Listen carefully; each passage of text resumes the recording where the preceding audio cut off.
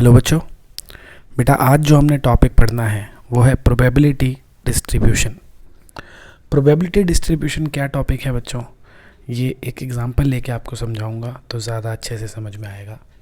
तो एक सिनेरियो समझते हैं। सपोज़ आप कोई गेम खेल रहे हो और आप डाई फेंक रहे हो उस गेम में, ठीक है। तो अगर आपका 6 आएगा तो आप जीत जाओगे, ठीक है। 6 के अलावा कुछ आएगा तो आप हारोगे, ऐसा हम मानते हैं कि आप एक डाई थ्रो कर रहे हो, 6 आएगा तो आप जीत जाओगे, 6 नहीं आएगा तो आप हार जाओगे, ठीक है। हमने कहा आपने ये गेम 3 बार खेली, आपने ये गेम 3 बार खेली, तो अब हमें निकालना है probability distribution of number of wins. Probability distribution of number of wins, ठीक है। कि आपने क्या करा है यूँ समझ लेते हैं, लिख लेते हैं थोड़ा सा। एक डाई को आपने 3 बार फेंका, ठीक है। तो नंबर ऑफ, हमें जो क्वेश्चन एक सिनेरियो हम ले रहे हैं उसमें हम लिख लेते हैं कि गिवन डेटा क्या है, हमें गिवन है कि नंबर ऑफ थ्रोज या नंबर ऑफ गेम्स, कुछ भी कह लो आप, नंबर ऑफ थ्रोज या नंबर ऑफ गेम्स कितनी है, 3। क्या आपने 3 थ्रो की हैं या 3 गेम्स खेली हैं, ठीक है। गेम 3 बार खेली है आपने और वहाँ पे आप जीतोगे कब, जब 6 आएगा, ठीक है। याद रखना जब 6 आएगा। तो हम क्या करते हैं, एक ना इवेंट एज्यूम कर लेते हैं कि 6 अपीयर्स ऑन द डाई, ठीक है भाइयों। एक इवेंट एज्यूम कर ली कि 6 आ रहा है डाई पे, ठीक है। तो अब आपको अगर मैं पूछूं कि प्रोबेबिलिटी ऑफ ई क्या होगी, कि डाई पे 6 आने की प्रोबेबिलिटी क्या होती है, 1/6 होती है ना। एक बार की बात कर रहे हैं, ठीक है। ये जो नंबर ऑफ थ्रोज या नंबर ऑफ गेम्स प्लेड जो है, इसको हम बाद में देखेंगे कितनी बार है। फिलहाल हम देख रहे हैं जब हम एक बार डाई फेंकेंगे तो 6 आने की क्या प्रोबेबिलिटी है, 1/6।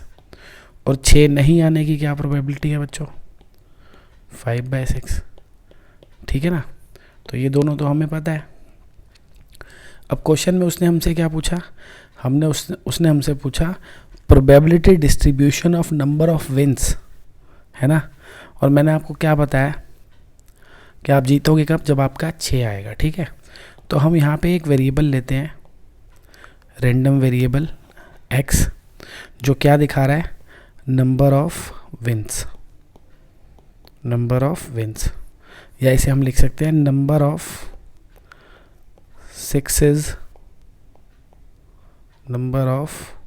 सिक्सेस अपीयर्ड, कि कितने 6 आए, है कि नहीं, इन 3 थ्रोज या गेम्स, जो भी क्वेश्चन में लिखा हो, ठीक है ना भाई। क्या कह रहा है वो, 3 बार उसने डाई फेंकी है, 3 बार गेम खेली है। एक्स यहाँ पे क्या दिखा रहा है कि कितनी बार वो जीता, मतलब कितनी बार उसका 6 आया, 3 बार में। प्रोबेबिलिटी डिस्ट्रीब्यूशन का मतलब होता है इसकी पॉसिबल वैल्यूज़ पहले बताओ आप क्या क्या हो सकती है। एक्स की पॉसिबल वैल्यूज़, कि भाई अगर आपने 3 बार गेम खेली है तो आप कितनी बार जीत सकते हो। कोई गेम अगर आपने 3 बार खेली है तो यानी कि आप उसमें कितनी बार जीत सकते हो। क्या पता एक भी बार ना जीतो, यानी 0 बार। क्या पता 1 बार जीत जाओ, क्या पता 2 बार जीत जाओ, क्या पता 3 बार जीत जाओ, है कि नहीं भाई। कोई गेम अगर हम 3 बार खेल रहे हैं तो ये हो सकता है हम 0 बार जीतें, एक भी बार नहीं जीते इसका मतलब, या 1 बार जीत जाएं, या 2 बार या 3 बार, है ना। इसके अलावा तो कुछ नहीं हो सकता। मैक्सिमम 3 है, मिनिमम 0, है कि नहीं। तो ये सारे पॉसिबल सिनेरियो हैं।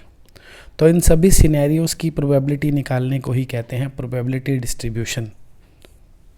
प्रोबेबिलिटी डिस्ट्रीब्यूशन क्या होता है, सभी पॉसिबल सिनेरियोज़ की प्रोबेबिलिटी निकाल दो।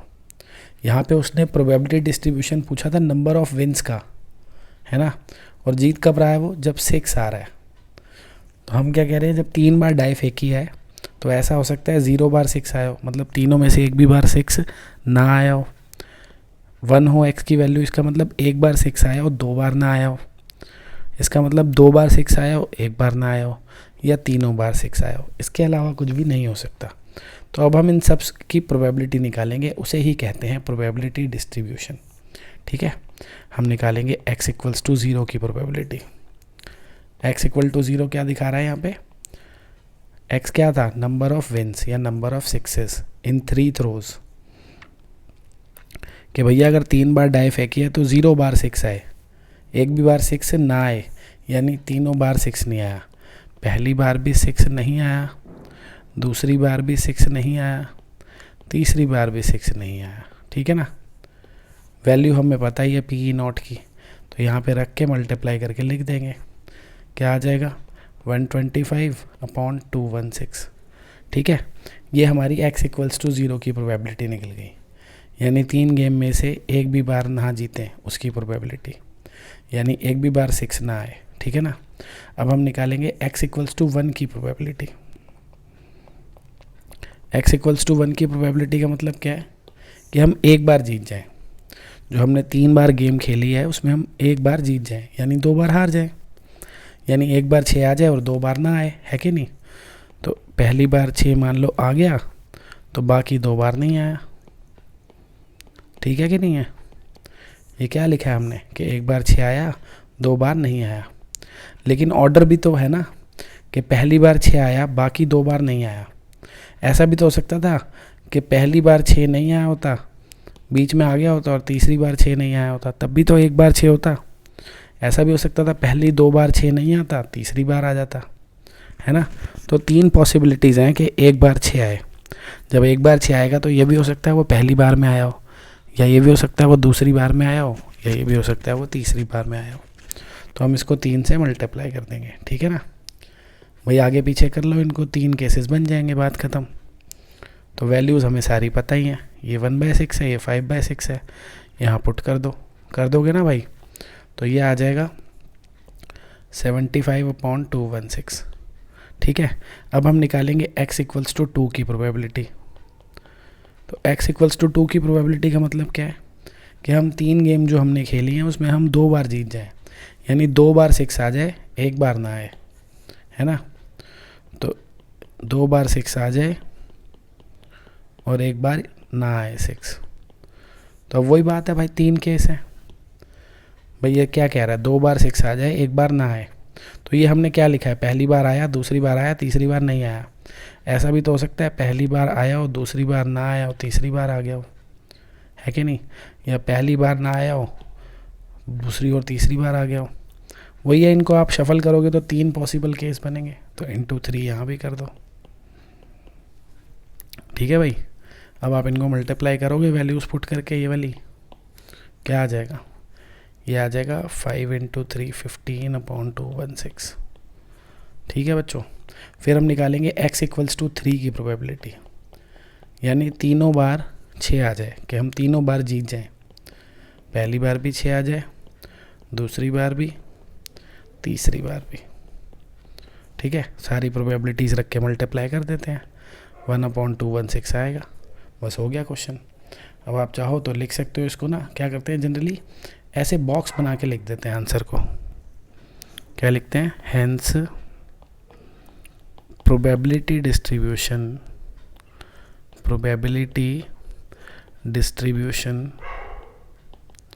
Of number of wins. ठीक है ना, या फिर ऐसे भी कह सकते हैं नंबर ऑफ सिक्सेस अपीयर्ड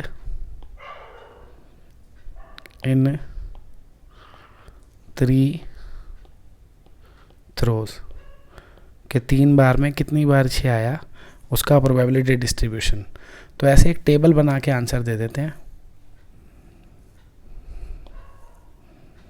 ताकि टीचर को चेक करने में भी आसानी हो कि यहाँ पे x और यहाँ पे px, कि जो हमारा रैंडम वेरिएबल x था, x हम किसे एज्यूम करते हैं, जिसके नंबर ऑफ सक्सेसेस का हमें प्रोबेबिलिटी डिस्ट्रीब्यूशन निकालना हो। जैसे नंबर ऑफ सिक्सेस का निकालना था, है ना, तो x क्या था, नंबर ऑफ सिक्सेस। 3 बार में कितने 6 आ सकते थे, 0, 1, 2 या 3, कि भाई 3 बार में या तो एक भी बार 6 नहीं आएगा, या एक बार आएगा, या 2 बार, या 3 बार। और उन सब की प्रोबेबिलिटीज़ यहाँ लिख देंगे, वो हमने निकाल ही ली थी। क्या थी,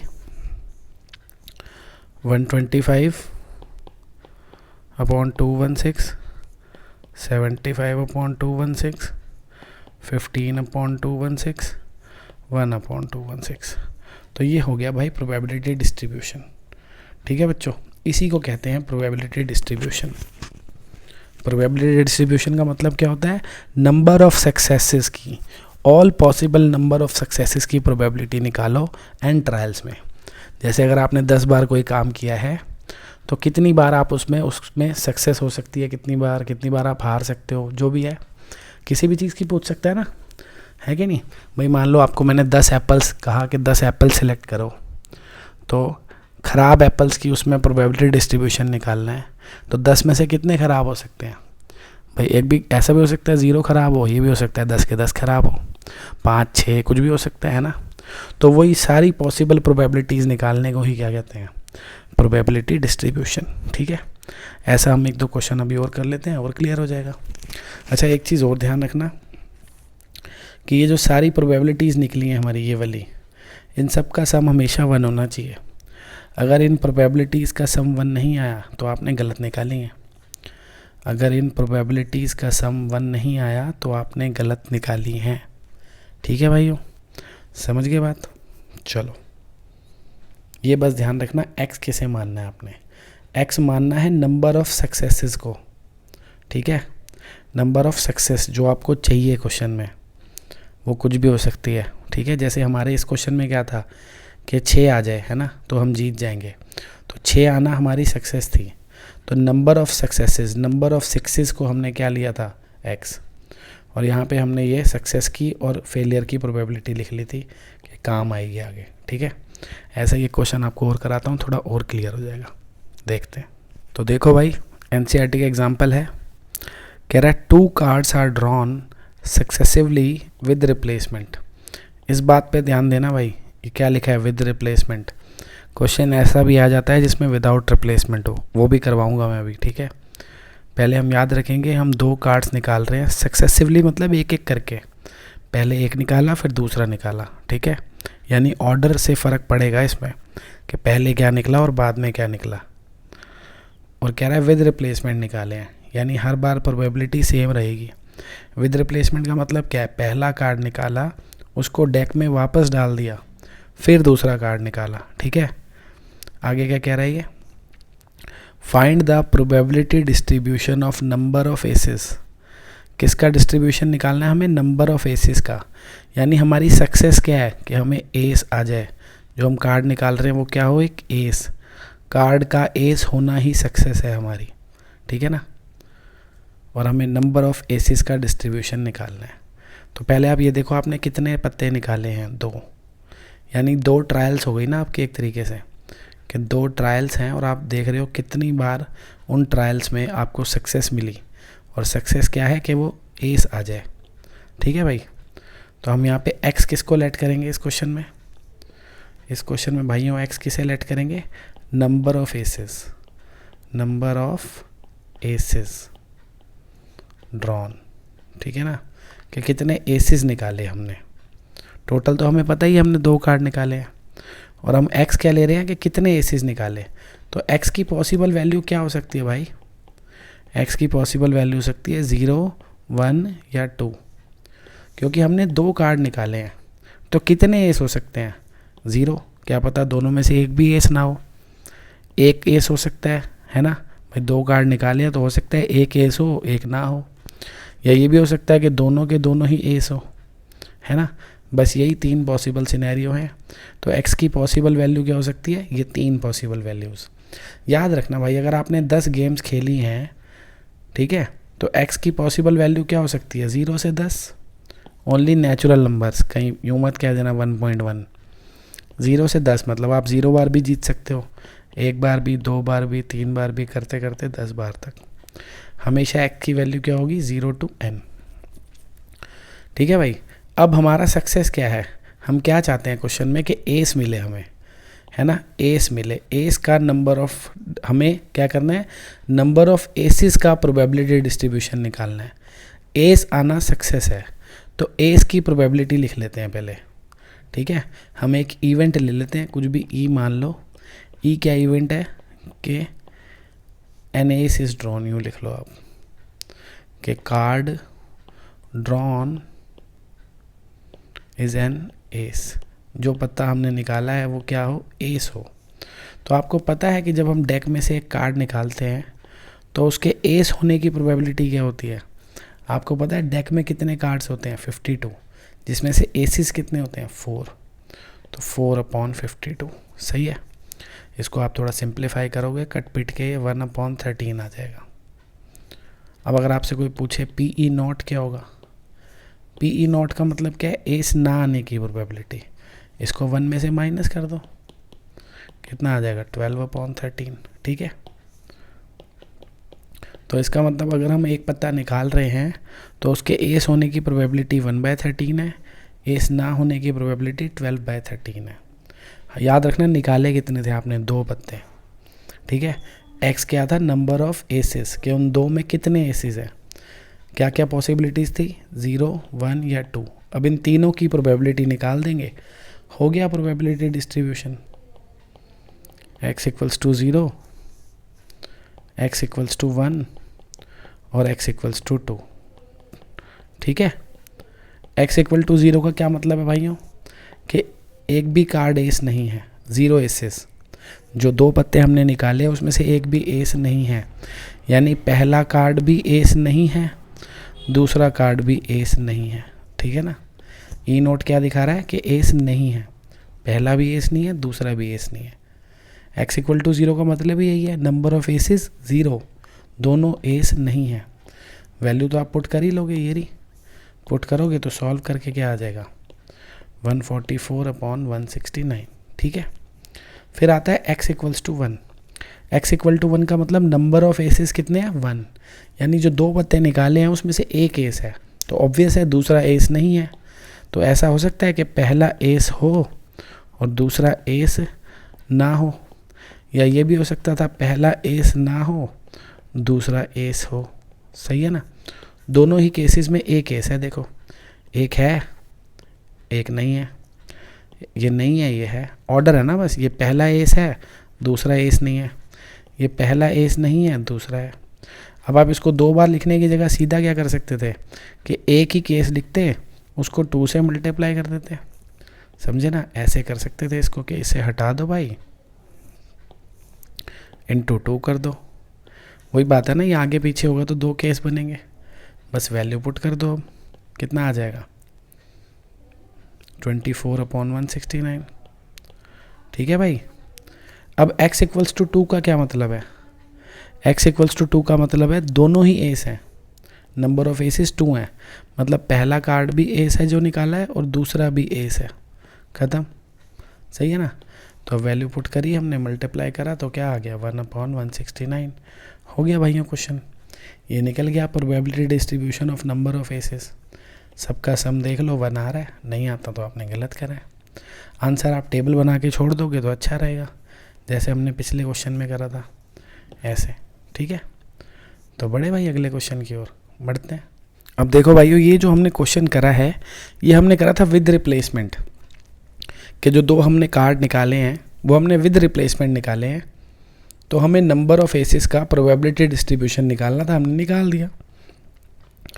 मान लो यही क्वेश्चन होता विदाउट रिप्लेसमेंट 2 कार्ड निकाले होते। ठीक है, इसी को करते हैं कि इस क्वेश्चन में क्या कह रहा है कि भैया जो कार्ड निकाले हैं वो विदाउट रिप्लेसमेंट हो। ठीक है, तो अगर कार्ड विदाउट रिप्लेसमेंट होते तो क्या एस आने की प्रोबेबिलिटी दोनों बार सेम रहती। भैया आपको पता है टोटल कार्ड 52 होते हैं, 4 एस होते हैं, 48 नॉन एसेस हैं। ठीक है, तो अगर पहली बार कार्ड निकालूंगा उसके एस होने की प्रोबेबिलिटी क्या होगी, 4/52। अब मैंने एक एस निकाल दिया, उसको गड्डी से बाहर रख दिया, ताश की गड्डी से, डेक से। अब अगला जब मैं कार्ड निकालूंगा तो मेरे पास कितने एस होंगे डेक में, 3। टोटल कार्ड कितने होंगे, 51। यानी जो एस आने की प्रोबेबिलिटी है वो दोनों बार अलग अलग है ना। इधर हमने दोनों बार सेम लिखी थी, देखो भाई हमने दोनों बार क्या लिखा है, PE × PE, दोनों बार हमने 1/13 लिखी। लेकिन विदाउट रिप्लेसमेंट में ऐसा नहीं होगा, थोड़ा आपको दिमाग लगाना पड़ेगा। पर उससे भी बेटर ऑप्शन है हमारे पास, हम विदाउट रिप्लेसमेंट वाले केसेस में क्या करते हैं, ऐसे आप यूँ मत लिखो। ठीक है, कि भैया पी ई वगैरह कुछ मत लिखो, ई भी मत लिखो, ये भी मत लिखो, कुछ मत लिखो, ठीक है। बस इतना लिखो क्वेश्चन में। एक्स क्या है? नंबर ऑफ एसेस ड्रॉन, जो हमने 2 पत्ते निकाले हैं उसमें से कितने एस हैं। तो आपको पता है 2 में से कितने एस हो सकते हैं, या तो 0 एसेस या 1 या 2। अब आप बात सुनिए, आपको पता है कि भाइयों टोटल कार्ड होते हैं 52, जिसमें से 4 एसेस होते हैं और 48 नॉन एसेस कह लो आप, मतलब एस के अलावा जो पत्ते होते हैं, ठीक है। अब ये कह रहा है विदाउट रिप्लेसमेंट करा है। कैसे करा है? Without replacement. तो कभी भी किसी क्वेश्चन में ऐसे लिखा हो ना विदाउट रिप्लेसमेंट, हमने मल्टीपल ऑब्जेक्ट सिलेक्ट किए हैं, विदाउट रिप्लेसमेंट लिखा हो या यूँ लिखा हो साइमल्टेनियसली, क्या लिखा हो? साइमल्टेनियसली हमने एक से ज़्यादा ऑब्जेक्ट उठाए हैं। या आपने 11th में भी पढ़ा होगा कि जब हम एक बार में एक से ज़्यादा ऑब्जेक्ट उठाते हैं, जैसे अगर मैं आपको कहता, अभी आप अपने क्वेश्चन को भूल जाओ थोड़ी देर के लिए, ठीक है। मैं आपको कहता जी आपने अपने डेक में से एक कार्ड निकाला, उसके एस होने की क्या प्रोबेबिलिटी है?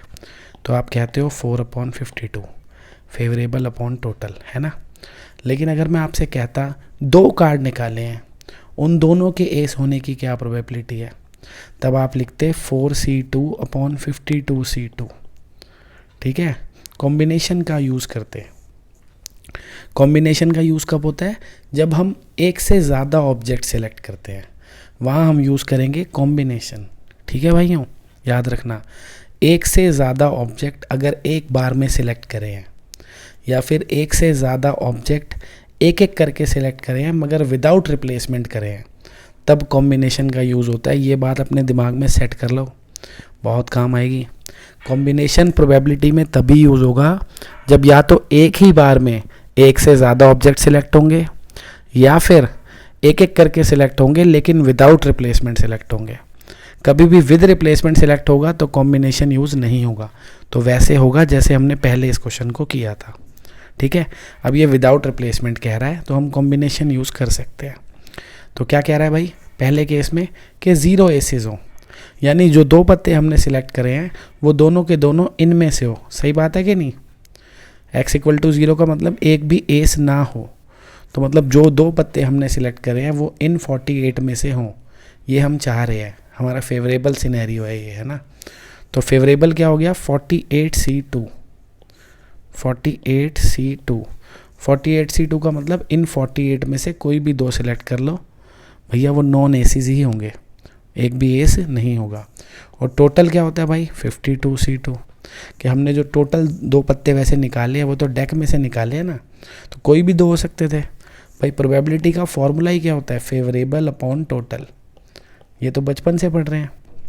हमने डेक में से 2 कार्ड निकाले तो total possibilities, total number of ways क्या है? 52C2 के 52 में से 2 निकाले। फेवरेबल नंबर ऑफ वेज क्या है? हम चाहते हैं एक भी एस ना हो, यानी दोनों इन 48 में से हो, 48C2, ठीक है ना। अब x = 1 का क्या मतलब है? कि एक एस हो एक ना हो। 2 निकाले हैं ना, एक हो एक ना हो, यानी एक इन 4 में से कोई हो और एक इन 48 में से कोई हो, है ना। तो 1 from aces and 1 from non aces, और नीचे तो टोटल आएगा ही 52C2, ठीक है ना भाई। ये अपनी इसकी प्रोबेबिलिटी है, ये यहाँ लिख दिया, थोड़ी सी कंफ्यूज मत होना, ठीक है। क्या दिखा रहा है?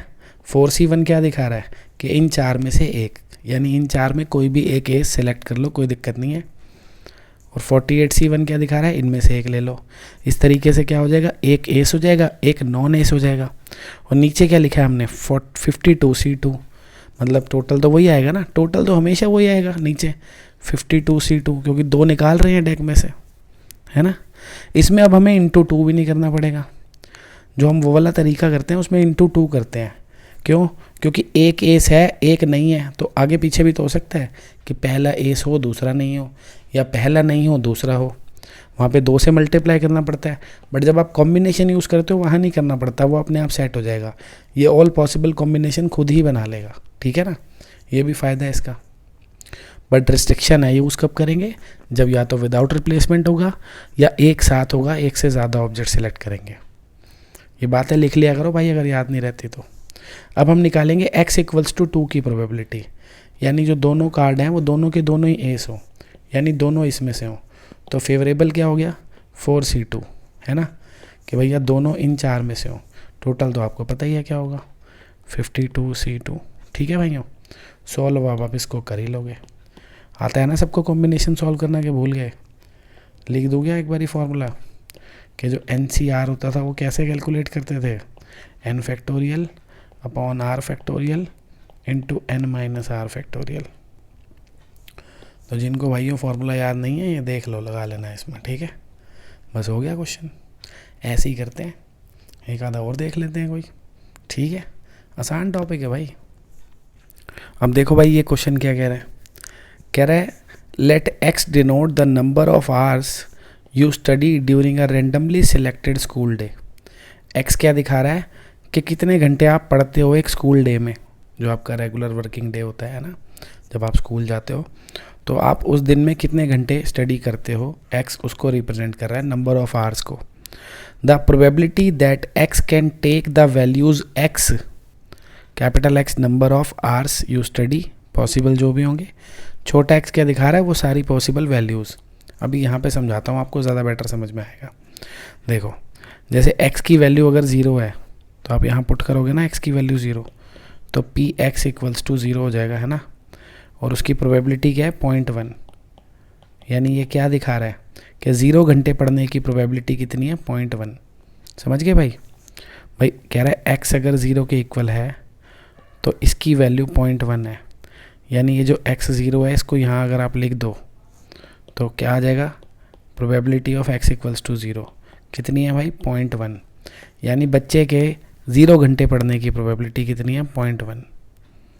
आगे अगर x की वैल्यू 1 या 2 है तो प्रोबेबिलिटी इतनी है, x की वैल्यू 1 है तो प्रोबेबिलिटी कितनी है kx, और x तो 1 है, तो इस kx में अगर मैं x की जगह 1 लिखूँगा तो प्रोबेबिलिटी तो k हो जाएगी ना, यानी अगर x की वैल्यू 1 है इधर 1 डालो, क्या आ जाएगा Px इक्वल टू 1।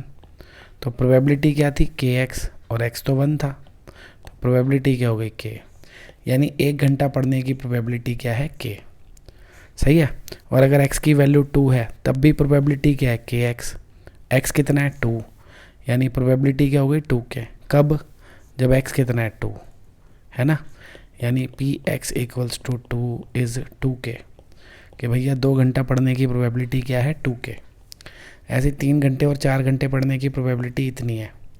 3 घंटे अगर पढ़ता है तो ये है प्रोबेबिलिटी, x की वैल्यू 3 डाल दो इसमें, क्या आ जाएगा k इंटू 5 माइनस 3 2k, है ना, यानी x की वैल्यू अगर 3 है, ये x की वैल्यू 3 है, इधर 3 पुट करनी है ना, तो हमारी प्रोबेबिलिटी क्या है 2k, कि 3 घंटा पढ़ने की प्रोबेबिलिटी है 2k। ऐसी अगर x की वैल्यू 4 है, इधर 4 पुट कर दो, 4 पुट करोगे तो k आ जाएगा ना, यानी 4 घंटे पढ़ने की प्रोबेबिलिटी क्या है k है, और उससे ज़्यादा पढ़ते ही नहीं हो आप लोग तो 0 है प्रोबेबिलिटी, ठीक है। तो अब वो कह रहा है k की वैल्यू निकालो सबसे पहले, तो पहले वो टेबल बना लेते हैं जो मैंने अभी आपको बताई थी। देखो ये इसने वो टेबल बना ली कि भैया x की पॉसिबल वैल्यू क्या थी, देखो 0 1 2 3 4, 0 1 2 3 4, ठीक है। ये वाली तो लेने की ज़रूरत ही नहीं है ना, इससे ज़्यादा तो पढ़ता ही नहीं है बंदा, हटाओ। तो भैया जब 0 घंटे पढ़ता है तो उसकी प्रोबेबिलिटी कितनी है 0.1, देखो लिख दी है, 0 घंटे पढ़ने की 0.1 है प्रोबेबिलिटी। 1 घंटा पढ़ने की क्या प्रोबेबिलिटी थी kx, और x तो 1 था ही, है ना, तो k हो गई, लिख दी k। 2 घंटा पढ़ने की क्या प्रोबेबिलिटी है kx, x कितना है 2, तो प्रोबेबिलिटी क्या हो गई 2k। सही है। फिर 3 घंटा पढ़ने की, x कितना है 3, इधर हमने 3 पुट किया, कितना आ गया 2k, ये लिख दी 2k। 4 घंटे पढ़ने की भी ये प्रोबेबिलिटी है, x को 4 डालोगे तो रिज़ल्ट क्या आएगा k, तो 4 घंटा पढ़ने की प्रोबेबिलिटी k। अब इसका क्वेश्चन है कि k की वैल्यू निकालो। आपको पता है सारी प्रोबेबिलिटीज़ का सम क्या होता है 1, 1 2 3 4 5, इन पाँचों का सम क्या होगा 1। वही कह रहा है summation of all the probabilities is 1, तो इन सबको हमने ऐड किया, 1 के इक्वल रखा, सॉल्व करके के निकाल लिया, ख़त्म क्वेश्चन। ठीक है ना, इजी। आगे कह रहा है what is the probability that you study at least 2 hours. At least 2 hours का मतलब क्या है कि x greater than equal to 2 हो। x क्या था, नंबर ऑफ आवर्स ही तो था, तो एटलीस्ट 2 आवर का मतलब 2 हो या 2 से ज़्यादा हो। तो 2 घंटे भी हो सकता है, 3 भी हो सकता है, 4 भी हो सकता है। एटलीस्ट 2 का मतलब ही होता है 2 या 2 से ज़्यादा, 2 हो, 3 हो या 4 हो। ऐसे लिख सकते हो आप, x greater than equal to 2। तो P X equal to 2, P X equal to 3, P X equal to 4, आपको सबकी प्रोबेबिलिटी पता है। ये 2 घंटे पढ़ने की, ये 3 घंटे, ये 4 घंटे, इन सबको ऐड कर दो। 2 के तीनों को ऐड करा, 5 के आ गया। के हम पहले ही निकाल चुके हैं ऊपर से, ये 0.15 यहाँ पुट करो, प्रोबेबिलिटी आ गई। सही है। आगे कह रहा है what is the probability you study exactly 2 hours. Exactly 2 घंटे पढ़ो, तो 2 घंटे पढ़ने की प्रोबेबिलिटी तो दिख ही रही है, 2 के है, और के था अपना 0.15, इसमें पुट कर देंगे। सही है ना। आगे कह रहा है at most 2 hours. Eight most 2 का मतलब 2 या 2 से कम। देखो लिखा है at most 2 hours, X less than equal to 2, 2 या 2 से कम, यानी 0 भी हो सकता है, 1 भी हो सकता है, 2 भी हो सकता है, पर उससे ज़्यादा नहीं हो सकता। तो x इक्वल टू 0 की प्रोबेबिलिटी 0.1 है, ये लिखी टेबल में। x इक्वल टू 1 की प्रोबेबिलिटी k है, ये लिख दी k। x इक्वल टू 2 की जो प्रोबेबिलिटी है वो 2k है, ये लिख दी। k की वैल्यू हमने अभी ऊपर से निकाली थी 0.15, इसमें पुट कर देंगे, आंसर आ जाएगा। ठीक है भाइयों, तो यही है प्रोबेबिलिटी डिस्ट्रीब्यूशन। Probability distribution. अब आप इसके एग्जांपल्स खुद भी कर सकते हो जो बच रहे हैं। ठीक है, तो हम होमवर्क की ओर बढ़ते हैं कि क्या होमवर्क आपको करना है। तो भाई आज का आपका होमवर्क है, आपको एनसीईआरटी से एक्सरसाइज 13.4 करनी है, ऑल क्वेश्चंस विद एग्जांपल्स। तो भाई मैंने सारे एग्जांपल्स नहीं करे हैं, इसलिए आप अपने हाथ से कर लें उन्हें। ठीक है, 13.4 करनी है विद एग्जांपल्स। अब इसमें ना बच्चों कुछ क्वेश्चन आएंगे जिसमें आपको ना ऐसे गिवन होगा कि ये निकालो वेरिएंस, क्या है ये वेरिएंस, और एक ऐसा भी लिखा होगा ये निकालो ई एक्स। ठीक है, ये ई एक्स होता है एक्सपेक्टेशन, प्रोबेबिलिटी में हम इसको कहते हैं एक्सपेक्टेशन, या मीन भी कहते हैं, mean of probability distribution, mean of probability distribution. ठीक है, और ये जो होता है ये होता है variance of probability distribution, variance of probability distribution. ठीक है, तो जिस भी क्वेश्चन में ये लिखा होगा कि ये निकालो, आपने वो नहीं निकालना है। ये टॉपिक मैंने आपको नहीं कराया क्योंकि इस साल ये सीबीएसई से कट गया है, आगे कंटिन्यू होगा जब तो करा दिया करेंगे बच्चों को। फ़िलहाल ये कट गया है। ये क्या होता है, जब हम टेबल बना लेते हैं, प्रोबेबिलिटी डिस्ट्रीब्यूशन निकाल लेते हैं, उसके आगे कुछ फॉर्मूले लगते हैं, वो आपको नहीं करना है। आपको सारे क्वेश्चन करने हैं। किसी क्वेश्चन में ये दोनों पूछे हैं मत निकालना, बस आप प्रोबेबिलिटी डिस्ट्रीब्यूशन निकाल के छोड़ देना उस क्वेश्चन में। ठीक है ना, प्रोबेबिलिटी डिस्ट्रीब्यूशन मतलब ये अपना डब्बा बना के सारी प्रोबेबिलिटी निकाल के क्वेश्चन को छोड़ देना। जब मीन वेरिएंस निकालना होता है तो उसके आगे और भी बहुत कुछ काम होता है, उसको आप छोड़ो।